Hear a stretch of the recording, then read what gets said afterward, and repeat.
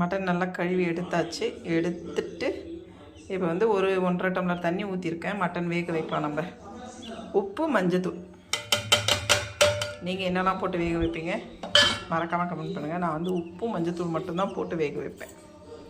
ஒரு 6, 7, 8 விசில் விட்டுக்கலாம். மஞ்சத்தூள், உப்பு போட்டு தண்ணி போட்டு வச்சாச்சு. இனி வந்து நம்ம ஒரு 8 விசில் வந்ததும் எடுத்துக்கலாம். கேஸ் கொஞ்சம் அப்படித்தான் இருக்கும், திட்டிக்காதீங்க, ஓகேவா? 8 விசில். நான் வந்து கொஞ்சம் நிறைய விசில் விடுவேன், கொஞ்சம் நல்லா வேகட்டும் அப்படின்ட்டு.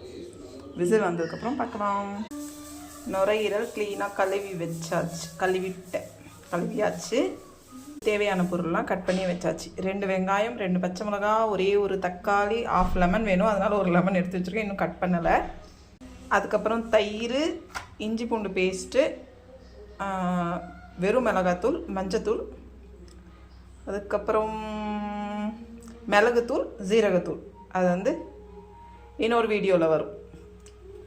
மட்டனும் வெந்துருச்சு. இனி வந்து நுரையீரல் குக் பண்ணணும். எப்படி குக் பண்ணலான்னு பார்க்கலாமா?